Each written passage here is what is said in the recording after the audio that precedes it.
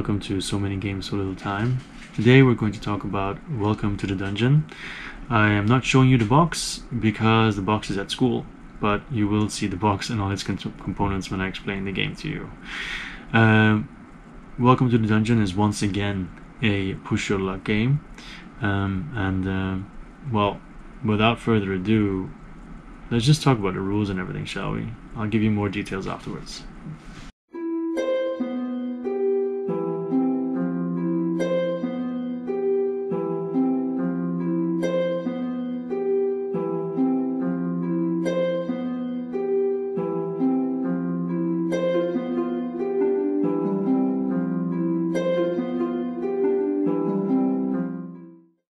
Okay, so how do you play Welcome to the Dungeon? Welcome to the Dungeon plays as follows. First of all, I should point out that when you're doing the setup, there are only 5 success cards, okay? In total there are 8, but 3 of them go back to the box. So, for this example, we have chosen the Warrior. As you can see, the Warrior has a range of equipment, a shield, plate armor, holy grail, torch, vorpal sword, and dragon spear. Now, the Warrior will go into the dungeon. Now, you can see there's only 1 character and 4 people. Why? Well, the reason is we're going to be bidding, and whoever is the last player standing in the bidding phase, let's say, the one that's left over, that person will take the Warrior and enter the dungeon and try to survive. Or get brutally murdered. It depends. Of course you want to survive. So, let's just start by showing you how it goes. Let's say this is player 1. On their turn, they have 2 options. They either draw a monster card or they pass. If they pass, they're out of the round. They're completely out. They cannot fight anymore. They just wait until the next round begins. Okay, so the first player says, you know what, I will draw a monster. So they draw a monster, and look, it's an orc. Now then they also, this is secret, people don't know, okay? Then they will also look at their card. They see an orc has a flame, a torch. There are 2 orcs in the game and they have a strength of 3, okay? So strength of 3, 2 orcs in the game, and they have a torch. Now the torch, you can see it's shown here on the items as well.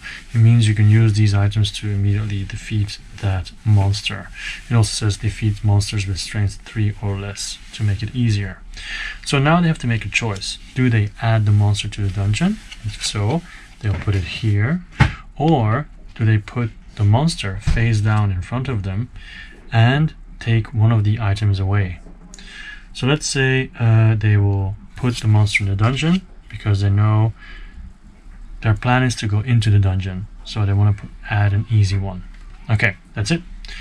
Next person will also draw a monster card, and they draw a leash, I think it is. I would have to double check. Yes, it's a leash. It's a vampire. Sorry, it's a vampire. My bad. It's a vampire. So you can see the vampire has 4 strength. This becomes a little bit more dangerous as well. And you can defeat it with the Holy Grail. Defeat monsters with even numbered strength. So 4, right? This person is planning not to go into the dungeon. So they are going to put the card in the dungeon as well to make it more difficult. Now, for example, they are secretly planning to not go into the dungeon, but if everybody now passes, they would have to go into the dungeon. It's not up to them in that case. Let's go to player number 3. They will also draw a monster, and wouldn't you know it, it is a golem. Strength 5. So it can not be defeated with this character, because you can see you have the icon here, but there's no icon on the equipment of the warrior. There are multiple characters you can play with, but more about that later. So you can't defeat it with this equipment unless you use the vorpal sword and say defeat 1 monster that you choose before entering the dungeon. This person says, you know what, I'm not sure what I'm going to do yet, but I don't want this in the dungeon. I'm going to put it in front of me and I'm going to remove the vorpal sword. Okay, I don't want people to predict or like take out the dragon or whatever before the game even starts. Okay, so the next person draws a card. They take this, and it's another golem. So what are they going to do? They say, I don't want to have part of this dungeon, to be honest. I'm still going to take the card, and I'm going to take away the dragon spear to defeat the dragon. Okay. Alright, back to this person. Remember, they want to go in the dungeon. So, but maybe they're starting to rethink it because 2 items are already gone. Next is a vampire. They say, you know what, I'll just keep it in. We'll see what happens. Next player, who does not want to go in, they say, I don't trust this, I'm going to pass. So they pass. They're not going in, they're out of the game. Next person says, well, let's continue, let's see what happens.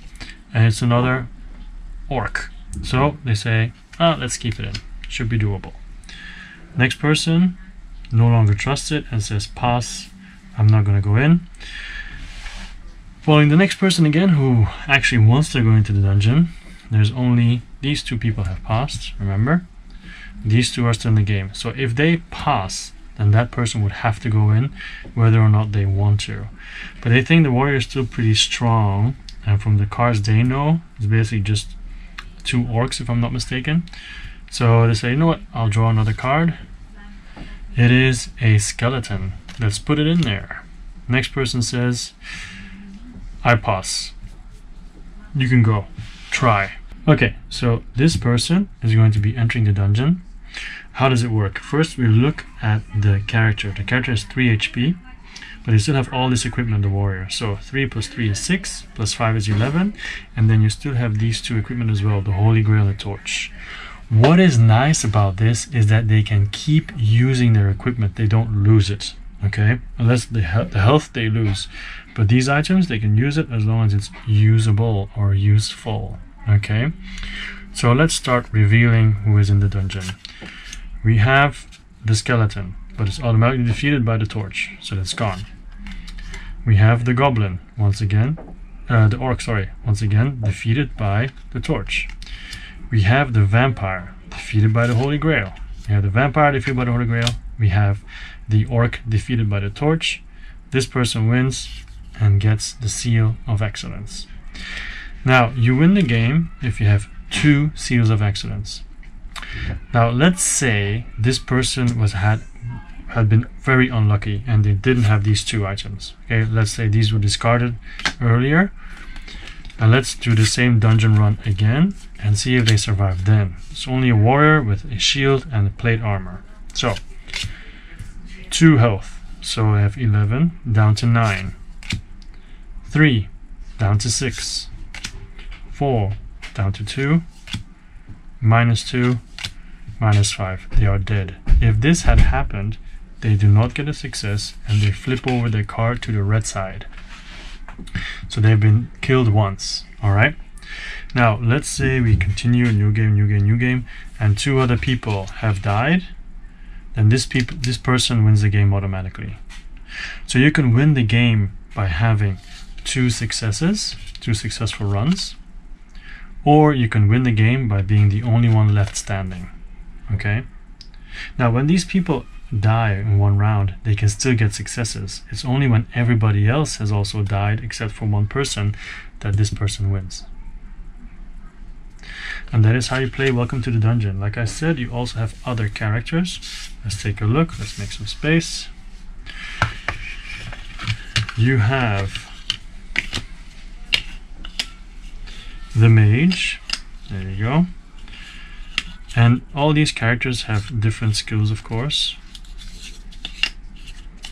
Mage with Wall of Fire, Polymorph. I'm not going to go over all the different skills here, but you do have the mage.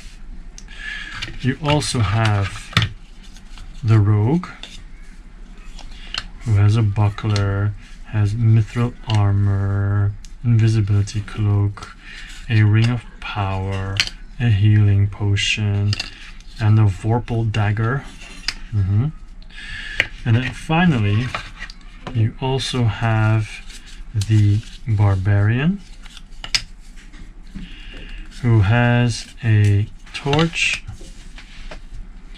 a healing potion, lucky him, a leather shield, not leather shorts, but a leather shield, a warhammer, chainmail, and a fire axe.